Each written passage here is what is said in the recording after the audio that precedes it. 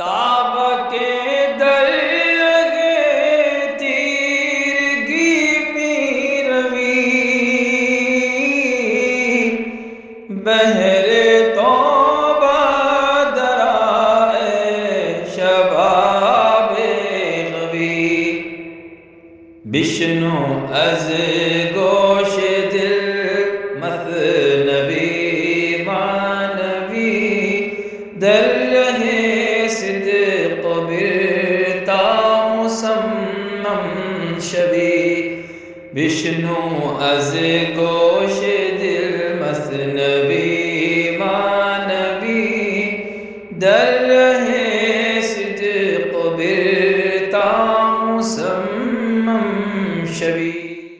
بسم اللہ الرحمن الرحیم، الحمدللہ رب العالمین، والصلاة والسلام علی سیدنا و مولانا محمد نبی الامی و آلہ و اصحابہ اجمعین، اما بعد۔ گزشتہ ہم پڑھ رہے تھے کہ دنیاوی رزق اللہ تعالیٰ کے ہاتھ میں ہے۔ اس نے فرما دیا ہے کہ یرزق من یشاء بغیر حساب، وہ اپنی مرضی سے جس کو جتنا چاہے رزق دیتا ہے۔ تو اگر کسی کی دنیاوی روٹی رزق کم ہو جائے تو اس کو غمزدہ نہیں ہونا چاہیے، اور اگر اللہ تعالیٰ کسی کی روٹی کو، کسی کے رزق کو دنیا میں کم کر دیتا ہے تو اس کے جواب میں، اس کے بدلے میں کوئی دوسری چیز اللہ تعالیٰ اس کو عطا کرتا ہے۔ اور ویسے بھی جنت چونکہ تکلیفوں سے آراستہ کی گئی ہے، جتنی تکلیفیں، جتنی پریشانیاں دنیا میں انسان کو ہوں گی، اتنا زیادہ جنت میں اس کا اعلیٰ مقام اس کو ملے گا۔ رحم اللہ تعالیٰ کا عاجز اور شکستہ دل کا حصہ ہوتا ہے۔ ٹوٹے ہوئے دل میں اللہ تعالیٰ بستا ہے، تو جتنی تکلیفیں ہوں گی، جتنی تنگ دستی ہوگی، اتنا اس کی روحانیت میں عروج اس کو حاصل ہوگا۔ اور وہ صوفی خوش نصیب ہے جس کا رزق کم ہو جائے، جس کو معاشی تنگی کا سامنا کرنا پڑے، کیونکہ اللہ تعالیٰ جب اپنی مرضی سے رزق دے رہا ہے تو وہ تو ناانصافی کرنے والا نہیں ہے، ظلم کرنے والا نہیں ہے۔ اگر کسی کی روزی روٹی کم کر دی گئی ہے تو سیدھی اور صاف بات یہ ہے کہ اللہ تعالیٰ اس کو روحانی غذا عطا فرمانے والا ہے۔ اور جو اس حقیقت کو سمجھ گیا وہ اللہ کے قرب کا مستحق بن گیا اور وہ روزی کا مقام بن گیا۔ اس کا ذکر کرتے ہوئے مولانا روم نے فرمایا تھا کہ زاں جرائے روح چون نقصان شود، جان از نقصان او لرزاں شود۔ اور اگر روح کی روزی میں کمی آئے، جسمانی روزی میں کمی آئے تو پھر اس کا کمپنسیشن اس کو مل جائے گا اس سے اچھا، لیکن اگر روح کی روزی میں کمی آئے تو اس کمی سے صوفی کی جان لرزنے لگتی ہے، کیونکہ جب روحانی غذا میں کمی واقع ہو جائے تو یہ اس کا مطلب نہیں ہے کہ اللہ تعالیٰ نے اپنی مرضی سے آپ کی روحانی روزی کم کر دی، بلکہ اس کا مطلب یہ ہوتا ہے کہ آپ نے کوئی ایسی غلطی یا کوئی ایسا گناہ کیا ہے جس سے اللہ تعالیٰ ناراض ہے۔ دنیاوی روزی روٹی کا آپ کے اعمال سے کوئی تعلق نہیں۔ برے سے برے آدمی کو اللہ تعالیٰ بے حساب رزق دیتا ہے، اچھے سے اچھے آدمی کو اللہ تعالیٰ تنگی میں ڈال سکتا ہے، وہ مکمل طور پر اس کے اختیار میں۔ لیکن جو روحانی روزی ہے وہ اللہ تعالیٰ نے اپنے اختیار میں نہیں رکھی، بلکہ بندے کے عمل کے اوپر اس کو منحصر ٹھہرایا ہے۔ اگر روحانی روزی آپ کی کم ہو گئی ہے تو اس کا مطلب یہ سوچنا چاہیے، ناراض نہیں ہونا چاہیے کہ اللہ تعالیٰ نے ہماری روحانی غذا کم کر دی ہے، بلکہ یہ سوچنا چاہیے کہ ہم سے کیا غلطی ہوئی ہے، لرزاں ہو جانا چاہیے، تڑپ جانا چاہیے۔ پس بدانت کے خطائے رفتہ است کہ سمنزار رضا نشگفتہ است۔ تو صوفی کو پتہ چل جاتا ہے جیسے ہی اس کی روحانیت میں کمی واقع ہونے لگتی ہے، اس کو پتہ چل جاتا ہے کہ کوئی نہ کوئی غلطی، کوئی نہ کوئی گناہ اس سے ہوا ہے، جس کی وجہ سے اللہ تعالیٰ کی رضا اور خوشنودی کا باغ اس کے اوپر نہیں کھلا، اور وہ فوراً اس کے تدارک کے لیے متحرک ہو جاتا ہے، کمر بستہ ہو جاتا ہے۔ ہم چنا کان شخص از نقصان کشت، رخ سوئے صاحب خرمن نوشت۔ جیسے کہ اس شخص نے اپنی کھیتی کی کمی کے باعث کھلیان کے مالک کو خط لکھا۔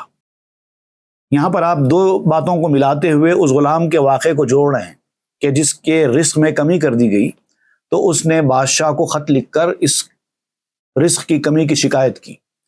یہاں پر مولانا روم کہتے ہیں کہ اس آدمی کو اپنے بادشاہ کو خط لکھ کر رزق کی کمی کی شکایت نہیں کرنی چاہیے تھی، اس کو یہ دیکھنا چاہیے تھا کہ مجھ سے کیا غلطی ہوئی ہے کہ میرے رزق میں کمی کی جا رہی ہے۔ مالک کو خط لکھنا گویا اس سے شکایت کرنے کے برابر ہے۔ روحانی غذا بھی اگر آپ کی کم ہو رہی ہے تو اللہ تعالیٰ سے شکایت نہیں کی جا سکتی، توبہ کرنا چاہیے، استغفار کرنا چاہیے۔ رخاش بردند پیش میرداد، خواند او رخا جواب وانداد۔ تو اب اس نے جو خط لکھا بادشاہ کو، لکھ کر بادشاہ کے ایک مصاحب کے ایک وزیر کے حوالے کر دیا اور کہا کہ لے جا کر یہ خط بادشاہ کو پہنچا دو۔ بادشاہ کو وہ خط پہنچنے کے بعد بھی بادشاہ کے پاس سے کوئی جواب نہیں آیا، کوئی رپلائی بادشاہ نے اس خط کا نہیں بھیجا۔ گفت اورا نیست الا درد قوت، پس جواب احمق خولا تر سکوت۔ بادشاہ کو جب وہ خط ملا، اس نے اس کو پڑھا، پڑھنے کے بعد اس نے کہا کہ اس کو اس بات کا کوئی خوف نہیں ہے، اس کو اس بات کا کوئی رنج نہیں ہے کہ اس سے کیا غلطی ہوئی ہے اور میں اس سے کیوں ناراض ہوں۔ میری ناراضگی کی فکر سے زیادہ اس کو اپنے رزق میں کمی ہونے کی فکر ہے۔ اس کو یہ جاننا چاہیے تھا کہ بادشاہ کیوں ناراض ہے، اس کے برخلاف وہ ناراضگی کس وجہ سے ہوئی ہے وہ جاننے کے بجائے وہ شکایت کرتا ہے کہ میری روزی کم کر دی گئی ہے۔ تو ایسے بے وقوف کا جواب خاموشی ہی ہے، ایسے آدمی کو کوئی جواب نہیں دینا چاہیے۔ جو لوگ کسی غلطی کی وجہ سے ناراض ہو جانے کے بعد محبتیں اور مہربانیاں کم ہو جانے کی وجہ سے ناراض ہو جاتے ہیں، اپنی غلطی کی وجہ سے جب کوئی مہربانی کم کر دے یا ناراض ہو جائے تو آپ اس کے ناراض ہونے کی وجہ سے اگر غصے میں آ جائیں، ناراض ہو جائیں، تو ایسے آدمی کو بے وقوف کہتے ہیں۔ اس کو جاننا چاہیے کہ کیا غلطی ہوئی ہے جو مجھ پر مہربانی کرنے والا اچانک میرے ساتھ ایسا رویہ رکھ رہا ہے۔ یہ احمق آدمی کرتا ہے کہ اس سے ناراض ہو جائے یا اس غصے کا اظہار کرے، اور جب ایسا بے وقوف ہوتا ہے جو ناراض ہوتا ہے تو بڑے لوگ اس کا کوئی جواب نہیں دیتے، کوئی ریزن بھی بیان نہیں کرتے، سمجھاتے بھی نہیں ہیں۔ اس کا کام ہے خود آگے بڑھ کے پوچھے کہ کیا غلطی ہوئی ہے مجھ سے، اور اگر واقعی جینوئن غلطی ہے تو معافی بھی چاہے۔ نیستش درد فراق و وصل ہیچ، بند فراستو نجوید اصل ہیچ۔ اس کو اس فراق کا، اس جدائی کا اور وصل کا، ملاقات کا بالکل درد نہیں ہے۔ اس سے جو ناراضگی ہوئی ہے، اس سے جو دوری ہوئی ہے، نہ اس کا غم ہے، نہ اس سے جو وصال کو چھین لیا گیا، جو پرانی مہربانیاں، پرانی شفقتیں اس سے کم کر دی گئیں، اس کا کوئی درد ہے، نہ کوئی رنج ہے۔ اس کی مثال بالکل ایسی ہی ہے جیسے کہ کوئی شخص جھاڑ کے پاس جائے اور شاخ ہی کو پھول دینے والا یا پھل دینے والا سمجھے۔ بے وقوف آدمی ہوتا ہے جو جھاڑ کی شاخ کو پھول دینے والا یا پھل دینے والا سمجھتا ہے۔ شاخ کے ہاتھ میں نہیں ہے پھول اور پھل دینا، جڑ کے ہاتھ میں ہے، اور وہ جڑ دکھائی نہیں دیتی، زمین کے اندر ہوتی ہے۔ تو اس کی اصل تلاش کرو، اس کا روٹ کاز تلاش کرو۔ روٹ سے مراد کیا ہے یہاں پر؟ روٹ کاز تلاش کرنا۔ احمقستو مردے ماؤ منی، کز غم فراش فراغ اصل نی۔ بے وقوف آدمی فرا کو پھول پھل دینے کا ذریعہ سمجھتا ہے، برانچ کو پھول پھل دینے کا ذریعہ سمجھتا ہے، اور یہ اس کی انانیت کی وجہ سے ہوتا ہے۔ سیلفشنس، ایروگنس، ایٹیٹیوڈ جب کسی انسان کے اندر آ جاتا ہے تو آدمی اس طرح سے آگے بڑھتا ہے۔ احمقستو مردے ماؤ منی، منی کہتے ہیں من سے بنا، من میں، ماں ہم، من میں، ہم اور میں کرنے والے لوگ ہی ایسا کام کرتے ہیں اور وہ بے وقوف ہوتے ہیں۔ کز غم فراش فراغ اصلی، کہ اس کو شاخ کی غم کی وجہ سے جڑ کی فرصت نہیں ملی، وہ جڑ کے بارے میں وہ سوچتا ہی نہیں ہے، روٹ کاز نہیں جانتا، شاخ کے پیچھے مارا پھر رہا ہے۔ آسماں و زمین یک سیب داں، کز درخت قدرت حق شد آیاں۔ اب آپ ایک مثال دیتے ہوئے سمجھاتے ہیں، یہ جو آسمان ہے، یہ جو زمین ہے، یہ جو ساری کائنات ہے، یہ سب ایک سیب کی طرح ہے۔ ایک ایسے سیب کی طرح آپ بتا رہے ہیں زمین کو اور آسمانوں کو۔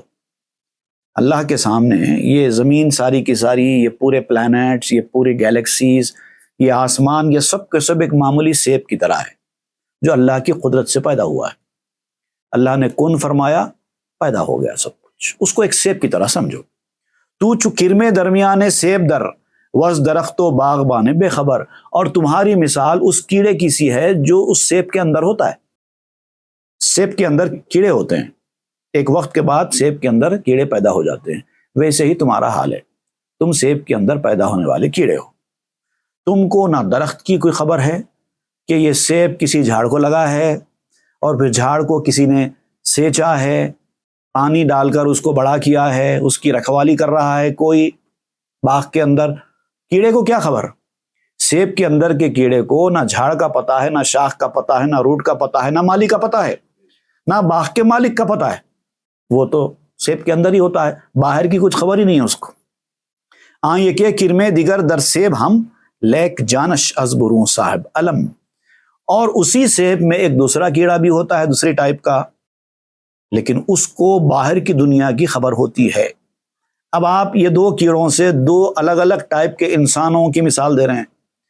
سیب کے اندر تو دونوں کیڑے ہیں، ایک دنیا دار کیڑا جو روحانیت کی دنیا سے اس کو بالکل خبر نہیں ہے، باہر کی دنیا سے اس کو کوئی واسطہ ہی نہیں ہے، وہ دنیا دار آدمی جو روحانیت سے دور ہے، جسمانیت کے پیچھے بھاگنے والا ہے۔ لیکن اسی انسانوں کے نوع میں کچھ ایسے انسان بھی ہوتے ہیں جن کو روحانیت کے بارے میں پتہ ہوتا ہے، وہ سیب کے اندر رہتے ہوئے بھی باہر کی دنیا کے بارے میں جانتے ہیں کہ ایک سیب جس میں ہم رہتے ہیں وہ ایک جھاڑ کی ایک شاخ کو لگا ہے، اور صرف ہمارا ایک سیب ہی اس جھاڑ کو نہیں لگا ہے، اور اسی طرح سے بہت سارے سیب لگے ہیں، اس کے اندر بھی کیڑے ہوں گے ہماری طرح کے۔ پھر یہ جو شاخ کو سیب لگے ہیں یہ واحد شاخ نہیں ہے، اور کئی شاخیں ہیں اس جھاڑ کو، اور پھر یہ جو جھاڑ ہے باغ میں یہ اکیلا جھاڑ نہیں ہے، اور اسی طرح کے کئی جھاڑ ہوں گے، اور پھر یہ جو جھاڑ خود سے نہیں پیدا ہوئے ہیں، اس کو بیج بویا گیا ہے، اس کو پانی دیا گیا ہے، اس کو سینچا گیا ہے، ایک مالی ہے جو اس کی رکھوالی کرتا ہے، اس کو پانی دیتا ہے۔ یہ ساری خبر کچھ لوگوں کو ہوتی ہے، اور ایسے لوگ بہت تھوڑے ہیں دنیا میں۔ جنبش او واش گافت سیب را، بر نتابت سیب آسیب را، اور جو کیڑا جو باہر کی دنیا کے بارے میں جانتا ہے وہ کوشش کرتا ہے کہ کسی طرح اس سیب میں سے باہر آئے، تو باہر آنے کے لیے وہ راستہ بناتا ہے، سیب کو خراب کر دیتا ہے اپنی اس کوشش میں، سیب میں سے سوراخ بنا کر باہر نکلنے کی کوشش کرتا ہے، اس کی یہ کوشش سیب کو پھاڑ دیتی ہے۔ سیب بھی اس کوشش کے صدمے کو برداشت نہیں کر سکتا، پھٹ جاتا ہے یا خراب ہو جاتا ہے۔ بر دریدہ جنبشے او پردہا، صورتش کرمست مانا اژدہا، تو اس کیڑے کی یہ حرکت پردوں کو پھاڑ دیتی ہے اور وہ باہر نکل جاتا ہے۔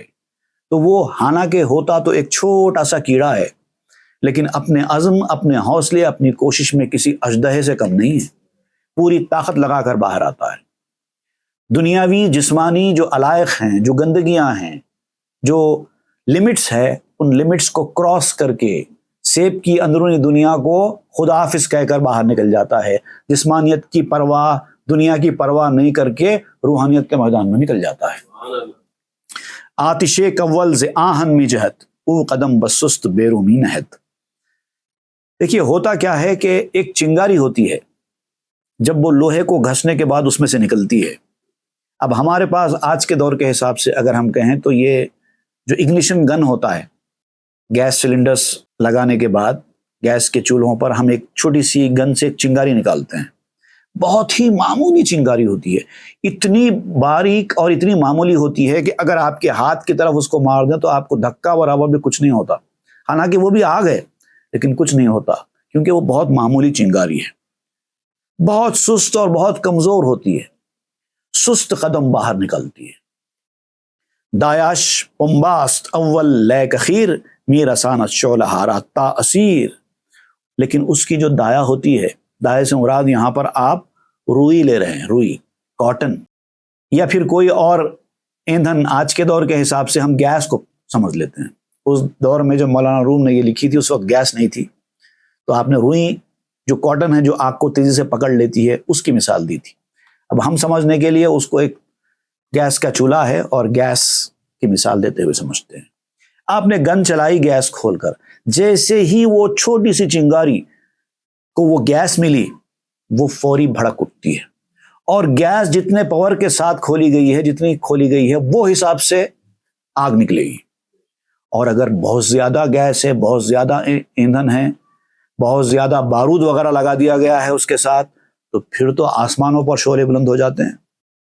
مرد اول بستہ خواب و خرست، آخر الامر از ملائک برترست. بالکل اسی طرح انسان کا معاملہ بھی ہے. انسان بھی ایک معمولی چنگاری ہے جو ایسا نکلے گی اور بجھ جائے گی، اس کا وجود بھی ختم ہو جائے گا، کسی چیز کو جلا نہیں سکتی، بالکل معمولی چھوٹی سی چنگاری ہے. وہ اس وقت تک ہے جب تک کہ وہ دنیا میں رہ کر سونے اور کھانے کا پابند رہے، سونے اور کھانے کے پیچھے ہی جاتا رہے. اس کی زندگی کا مقصد صرف کھانا اور سونا اگر ہے تو پھر وہ اس چنگاری کی طرح ہے جو نکلتا ہے اور آنے واحد میں بجھ کر ختم ہو جاتا ہے. لیکن اگر اس کو یہ ایندھن مل جائے، اس کو یہ کاٹن مل جائے، اس کو یہ گیس مل جائے، اس کو یہ بارود مل جائے روحانیت کا، تو پھر یہی ایک چنگاری کے شعلے ایسے نکلیں گے کہ آسمانوں سے اوپر نکل جائیں گے، ابر سے اوپر بھی نکل سکتے ہیں. جتنا ایندھن ہوگا اتنی زیادہ آگ ہوگی. در پناہ پنباؤ کبریت تھا، شعلہ نورش برایت تاسہا. یہ جو روئی ہے کاٹن، اور پھر اس کے ساتھ گندک، کبریت کہتے ہیں گندک، گندک مطلب سلفر. تو یہ سلفر اور گندک کی پناہ میں جب آ جاتا ہے یہ، تو معمولی ایک چنگاری شعلہ بن کر اس کا نور، اس کی روشنی سہا تک پہنچ جاتی ہے. ایک تو شعلے ہے، آگ کے شعلے ایک مقام تک بلند ہوں گے، اس کے بعد پھر جہاں شعلے ختم ہو جائیں گے تو وہاں پر بھی اس کے اثرات ختم نہیں ہوتے، اس کی روشنی تو اور دور تک جائے گی نا. عالم تاریک روشن می کند، کندے آہن بے سوزن می کند.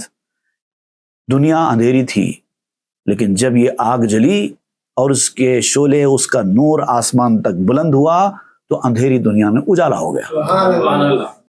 اور یہ آگ اتنی طاقتور ہو جاتی ہے کہ مضبوط سے مضبوط لوہے کو ایسا بنا دیتی ہے کہ اس کو آپ ایک سوئی سے بھی اس کے اندر سوراخ کر سکتے ہیں. لوہے کو اگر اس قدر شدید آگ میں ڈالیں گے تو لوہے کی حالت ایسی ہو جائے گی، آگ کی شدت کی وجہ سے اتنا نرم پڑ جائے گا کہ ایک معمولی سوئی بھی لوہے کے اندر چلی جائے گی. لوہے کو جو آکار اس کا بدلتے ہیں، یہی تو طریقہ ہوتا ہے، آگ میں ڈال کر ہی تو کرتے ہیں. گرچہ آتش نیز ہم جسمانی است، نیز روح است و نہ از روحانی است. میں نے آگ کی مثال دی تم کو سمجھانے کے لیے، لیکن یاد رکھو کہ آگ بھی صرف سمجھانے کے لیے ہے، ورنہ آگ بھی ایک جسمانی چیز ہی ہے.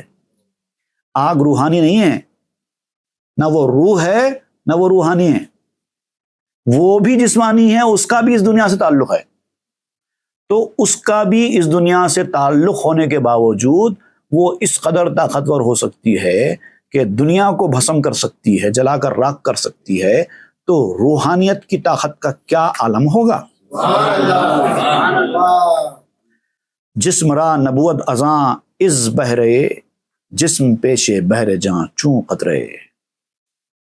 جسم کے لیے اس عزت میں کوئی حصہ نہیں. جس عزت کا میں ذکر کر رہا ہوں، روحانیت والی عزت کا، جس گلوری کا میں ذکر کر رہا ہوں، جسم کے لیے نو شیئر ان دیٹ گلوری.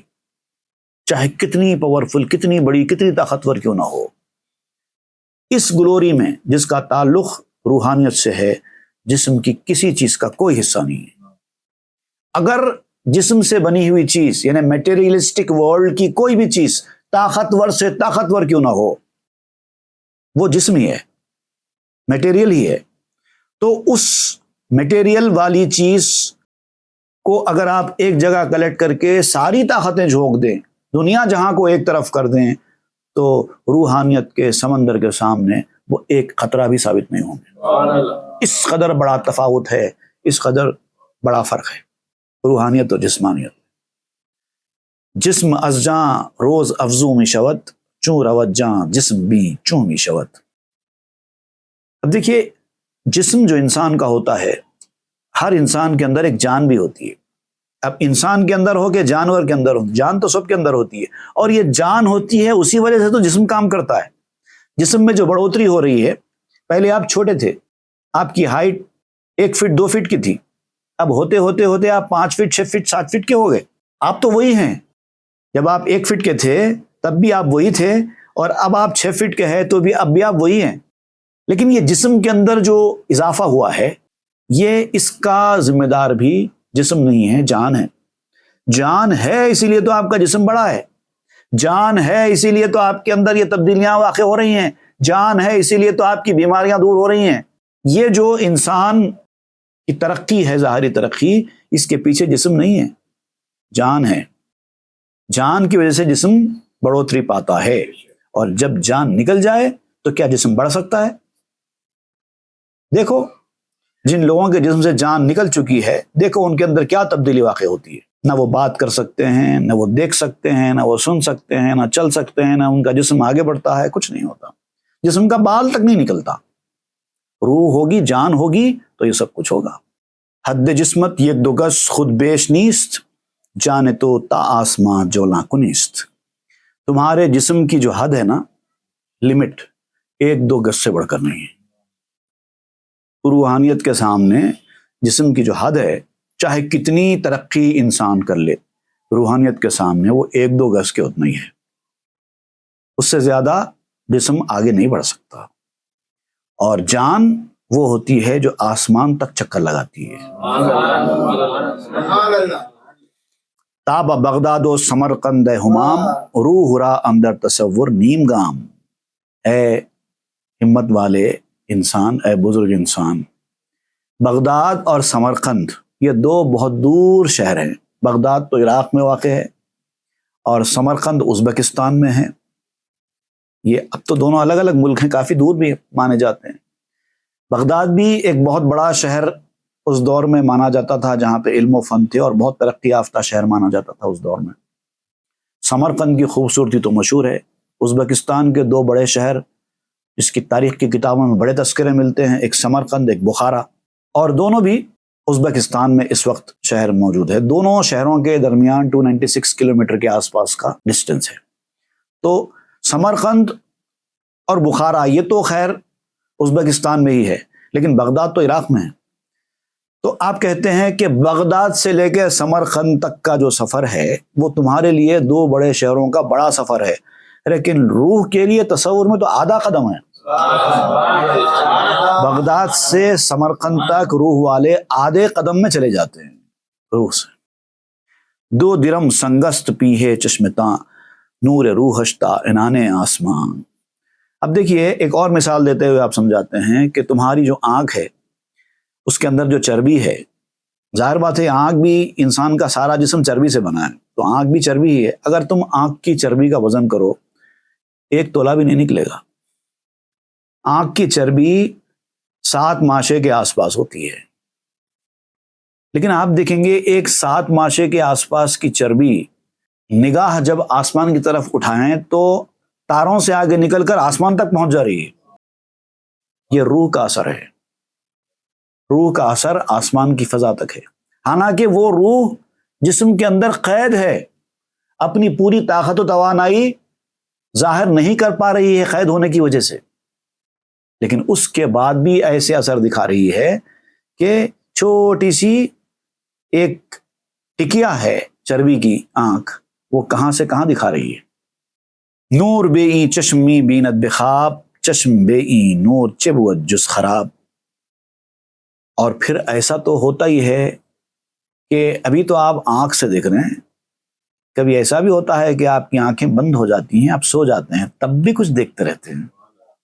ابھی تو آپ کی آنکھیں بند ہیں، آپ کو اپنا ہوش بھی نہیں ہے، لیکن کچھ دیکھ رہے ہیں برابر۔ ایسا بھی ہوتا ہے کہ نہیں ہوتا ہے؟ خواب ہم جس کا نام دیتے ہیں، آپ کہتے ہیں کہ میں نے خواب دیکھا، کہاں سے دیکھا جبکہ آنکھیں تو بند تھی؟ یہ روحانیت والی سیر ہے، تو اس کے لیے تو آنکھ کی ضرورت بھی نہیں ہے۔ جاں ز ریش و سبلت تن فارغست، لیک تن بے جاں بود مردار و پست۔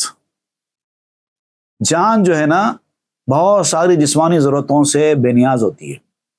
جسمانی بہت ساری ضرورتیں ہوتی ہیں، داڑھی مونچھ سب چاہیے، بال چاہیے سر پہ، آنکھوں کے اوپر بہو چاہیے، پلکیں چاہیے، انگلیوں کے اوپر ناخن چاہیے۔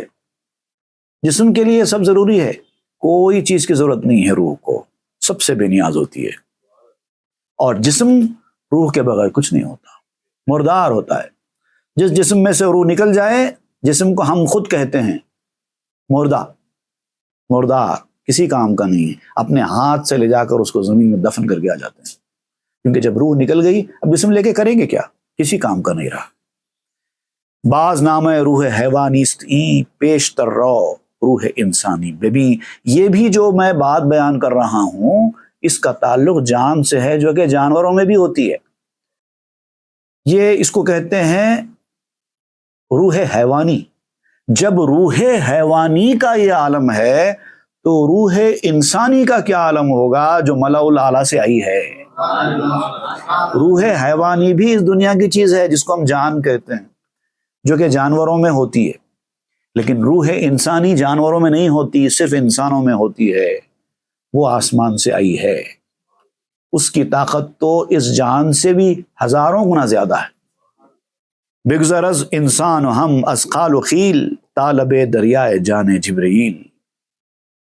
اب یہ انسان سے بھی آگے نکلو، خیل و خال جو کچھ ہم بول رہے ہیں، آپ سن رہے ہیں، یہ سب باتیں کر رہے ہیں، ان تمام چیزوں سے بھی آگے بڑھو، جبریل کے بارے میں ذرا سوچو، جبریل کی جان کے دریا کے کنارے تک پہنچو کہ جبریل کیا چیز ہیں۔ بعد ازانت جان احمد لب گزت، جبرائیل از بی میں تو واپس خزت۔ اگر تم روحانی طور پر ترقی پالو گے، روحانیت کے اس مقام پر پہنچ جاؤ گے جس کے اوپر بھی فرشتے ناز کرتے ہیں، انسان کی ترقی سے فرشتے بھی حیران ہو جاتے ہیں۔ عروج آدم خاکی سے انجم سہ میں جاتے ہیں، علامہ اقبال نے کہا۔ انسان جب عروج حاصل کرتا ہے جسمانیت کو چھوڑ کر روحانیت کے میدان میں آگے بڑھ کر، تو ستارے بھی سہم جاتے ہیں انسان کی ترقی کو دیکھ کر، یہاں تک کہ جبریل بھی انسان کے آگے پیچھے ہٹ جاتے ہیں۔ اللہ کے ایسے مقرب فرشتے جن کی طرح کا کوئی فرشتہ نہیں ہے، سارے فرشتوں میں سب سے افضل جبریل، وہ بھی انسان کی ترقی سے پیچھے ہٹتے ہیں۔ کیسا پیچھے ہٹتے ہیں اب آپ سمجھا رہے ہیں۔ گویا در آیم بقدر یک کما من بسوی تو بے سوزم درمیاں۔ ایک وقت ایسا بھی آیا تھا کہ انسان سدرا سے آگے بڑھ رہا تھا، وہ سدرا سے آگے بڑھنے والا بھی تو انسان ہی تھا۔ اس وقت جبریل سے کہا گیا جبریل آؤ میرے ساتھ آگے، تو جبریل نے کہا کہ نہیں، اب میں ایک قدم بھی آگے بڑھاؤں تو میرے پر جل جائیں، اب انسان ہی جا سکتا ہے اس کے آگے، میں بھی نہیں آ سکتا۔ ای بیاباں خود ندارت پاؤ سر، بے جواب نام خستستاں پسر۔ یہ ایک ایسا جنگل ہے روحانیت کا کہ اس کا نہ کوئی سر ہے نہ کوئی پاؤں ہے، مطلب نہ کوئی سرا ہے نہ کوئی ابتدا ہے نہ کوئی اینڈ ہے، نہ کوئی انت نہ آرمب اس کی سیما کا، وہ والا معاملہ ہے۔ اب آئیے اس غلام کے طرف آتے ہیں کہ جب بادشاہ کے پاس سے جواب نہیں آیا تو وہ غلام رنجیدہ ہو گیا، کافی انتظار کرتا رہا کہ کچھ جواب آئے گا کچھ جواب آئے گا، لیکن بادشاہ نے جواب دینا ہی مناسب نہیں سمجھا۔ کیا جواب دیں گے؟ جس کو اپنی پڑی ہے، جس کو اصل سبب جاننے کا کوئی شوق نہیں ہے، وہ صرف اپنی روزی روٹی کے بارے میں فکر کر رہا ہے، میری ناراضگی کی اس کو کوئی پرواہ نہیں ہے۔ اگر وہ چاہنے والا ہوتا تو کہتا تھا کہ آپ میری روزی روکے تو روکے، کوئی بات نہیں، آپ میرے مالک ہیں، آپ جو چاہے کریں، بس آپ مجھ سے ناراض مت ہوئیے، یہ کہنا تھا۔ لیکن اس نے ناراضگی تو بالکل پرواہ نہیں کی، اس نے بس یہی کہا کہ میری روزی کیوں روک دی گئی، میں نے کیا کیا تھا، میری کیا غلطی ہے؟ تو بادشاہ نے لائٹ لے لیا۔ چوں جواب نامہ نامت خیرہ گشت، وز غمے او آب صافی تیرہ گشت۔ چونکہ اب رقیہ کا اس خط کا کوئی جواب ہی نہیں آیا تو بڑا حیران ہو گیا، ایسا غم اس کے اوپر طاری ہوا کہ جیسے اس کا جو صاف پانی ہے وہ گدلا ہو گیا ہو، میلا ہو گیا ہو۔ ایک صاف پانی ہوتا ہے انسان کا، مزاج کی صفائی جس کو کہتے ہیں، حشاش بشاش خوشگوار موڈ والا آدمی ہوتا ہے۔ جب ایسی حالت ہوتی ہے کہ کوئی جواب ہی نہیں آ رہا ہے، لائٹ لے لیا گیا ہے اس کو، تو اس کا پانی گدلا ہو جاتا ہے، میلا ہو جاتا ہے، دل چھوٹا ہو جاتا ہے، ناراض ہو جاتا ہے۔ نئے قرارش ماند و نئے خواب از جنوں، روز و شب بد در تفکر سرنگوں۔ ایک قسم کا پاگل پن، ایک قسم کی وحشت اس کے اوپر طاری ہونے لگی، تو سکون بھی نہیں رہا، نیند بھی چلی گئی، فکر اور پریشانی اس کے اوپر حاوی ہونا شروع ہو گئی۔ رات دن بس یہی فکر تھی کہ آخر ایسا کیوں ہوا، آخر ایسا کیوں ہوا، بادشاہ نے مجھے اتنا لائٹ کیوں لے لیا، میرے خط کا جواب دینا تک گوارا نہیں کیا۔ کہ عجب چونم نداد آں شہ جواب، یا خیانت کرد رخا برز تاب۔ تعجب کی بات ہے، ایک تو میری روزی کم کی گئی، اور جب میں نے خط لکھا تو میرے خط کا جواب تک نہیں دیا گیا۔ کیوں ہوا ایسا میرے ساتھ؟ کہیں ایسا تو نہیں ہے کہ جس کے ہاتھ میں نے وہ لیٹر دیا تھا بادشاہ کو پہنچانے کے لیے، کہیں اس نے تو کوئی خیانت نہیں کی، کہیں بادشاہ تک میرا خط نہیں پہنچا، ایسا تو نہیں ہے؟ اب فوری خیال ہوتا نا بھائی، جب اس کے حساب سے کوئی ریسپانس نہیں مل رہا ہے تو فوراً کسی تھرڈ پرسن کی طرف اس کا ذہن جاتا ہے، انہوں نے ایسا کیا ہوگا، انہوں نے ایسا کیا ہوگا، انہوں نے میرا خط نہیں پہنچایا ہوگا۔ رخ پنہاں کرد و ننمود بشاہ، کو منافق بود و آب زیر کاہ۔ یقیناً جس کو میں نے وہ خط دیا تھا اس نے اس خط کو چھپا دیا، بادشاہ کو نہیں دکھایا۔ اب تو مجھے 100% یقین ہے کہ میرا خط بادشاہ تک نہیں پہنچا، کیونکہ لے جانے والا منافق تھا، طبیعت میں اس کی شرارت تھی۔ گھاس کے تلے کا پانی کہتے اس کو، مطلب گھاس کے نیچے پانی، جیسا پانی کے اوپر گھاس آ جاتی ہے تو دور سے دیکھنے والوں کو ایسا لگتا ہے کہ وہ زمین ہی ہے، پانی دکھائی نہیں دے رہا ہے۔ اگر کوئی اس کو زمین سمجھ کے پاؤں رکھ دے، گھاس پھوس پتے وغیرہ جب پانی کے اوپر آ جاتے ہیں تو پانی دکھائی نہیں دیتا، تو دور سے ایسا لگتا ہے کہ وہ زمین کے اوپر ہی گھاس پھوس اگی ہے، اور اس کو زمین سمجھ کر کوئی اور پاؤں رکھ دے تو ڈوب جائے گا۔ تو ایسے جو لوگ اندر سے کچھ باہر سے کچھ ہوتے ہیں ان کو عام طور پر یہی کہا جاتا ہے گھاس کے نیچے کا پانی۔ تو اب وہ خط لے جانے والے کے بارے میں سوچنے لگا کہ یہ گھاس کے نیچے کا پانی ہے، دھوکے باز ہے، یقیناً اس نے میرے ساتھ دھوکہ کیا ہے، میرا خط بادشاہ تک نہیں پہنچایا ہوگا۔ رقے دیگر نویسم زازمو، دیگر جویم رسول زوفنو۔ اب اس کو جب یہ یقین ہو گیا کہ میرا خط بادشاہ تک نہیں پہنچایا گیا ہے تو آزمائش کے لیے اس نے کہا کہ اب میں دوسرا خط لکھتا ہوں، اب ایک اور قاصد، ایک اور میسنجر تلاش کرتا ہوں جو ہنر مند ہے، ایماندار ہے، اس کے ہاتھ سے میں بھیجوں گا بادشاہ کو خط۔ بر امیر و مطبخی و نامہ بر، عیب بنہادہ ز جہلاں بے خبر۔ اب غلطی خود کی، ابتدا میں اس نے غلطی کی۔ اب دیکھیے، آپ جب غلطی کے اثرات ختم ہونے کا نام نہیں لیتے تو یہ بھی انسان کا مزاج ہوتا ہے، اپنی غلطی کہیں سے ڈھونڈنے کے بجائے اب ہر کسی کو دوشی ٹھہرانے لگتے ہیں۔ بادشاہ کی غلطی، مطبخ والے کی غلطی، رخا لے جانے والے کی غلطی، اب ساروں کی غلطیاں آپ تلاش کر رہے ہیں جبکہ اصل میں خود کی غلطی ہے۔ تو یہ ہے جاہل کی نادانی، جاہل کی نادانی سے یہ کام ہوتا ہے۔ اپنی غلطی اگر آپ پہلے ہی ڈھونڈ لیں تو دوسروں کی غلطیاں ڈھونڈنے کی ضرورت ہی نہیں پڑتی، چونکہ آپ اپنی غلطی نہیں ڈھونڈ رہے ہیں، لہٰذا اب ہر کسی کی غلطی آپ کو نظر آ رہی ہے۔ ہیچ گردے خود نمی گردت کے من، کج روی کردم چو اندر دیں شمن۔ اپنی خبر نہیں لینا، یہ ہوتا ہے ٹیڑھی چال چلنا۔ اسی طرح کے لوگ ہوتے ہیں بت پرست بھی دین کے معاملے میں ٹیڑھی چال چلتے ہیں، اسی لیے تو بت پرستی میں مبتلا ہوتے ہیں۔ اگر سیدھی چال چلے ہوتے تو بت پرستی نہ کرتے۔ یہ بھی ایک طریقے کی بت پرستی ہے، اپنے اندر جو انانیت کا بت ہے اس کی پرستش ہو رہی ہے، اسی لیے یہ سارے معاملات ہو رہے ہیں۔ کبھی ایسا ہوتا ہے کہ انسان کی خود کی غلطی ہوتی ہے، لیکن آپ اپنی غلطی ماننے کے بجائے دوسروں کی غلطی تلاش کر کے اس کا دوش ان کے اوپر رکھتے ہیں۔ اس کو اور مولانا روم وضاحت کے ساتھ سمجھانے کے لیے ایک اور یہاں پر بات پیش کر رہے ہیں کہ ایک مرتبہ حضرت سلیمان علیہ السلام نے ہوا سے فرمایا کہ اے ہوا تو ٹیڑھا چل رہی ہے، تو ہوا نے حضرت سلیمان علیہ السلام سے کہا سلیمان آپ کی چال بدل دیجیے تو پھر میں صحیح ہو جاؤں گی. آپ خود ٹیڑھا چل رہے ہیں تو میں آپ کو ٹیڑھی لگ رہی ہوں. دیکھیے اس کی مثال ایسی ہی ہے جیسے آپ کسی ٹرین میں بیٹھے ہیں، بازو سے کوئی ٹرین چلی جا رہی ہے، آپ دیکھیے تھوڑی دیر تک اس کو، آپ کو ایسا لگے گا جیسے آپ کی ٹرین چل رہی ہے، جبکہ آپ کی ٹرین پلیٹ فارم پر رکی ہوئی ہے، لیکن وہ بازو کی جانے والی ٹرین سے آپ کو لگتا ہے کہ آپ کی ٹرین چل رہی ہے. ویسے ہی جب اپنی غلطی ہوتی ہے تو اس وقت ہم کو دوسروں کی غلطیاں نظر آنے لگتے ہیں. اس کو سمجھائیں گے مولانا روم تفصیل سے، وہ انشاءاللہ ہم آئندہ کے درس میں پڑھیں گے. وصلی اللہ تعالی علی خیر سیدنا محمد وآلہ وصحبہ اجمعین والحمد للہ. تاب کے در لگے تیرگی میں روی،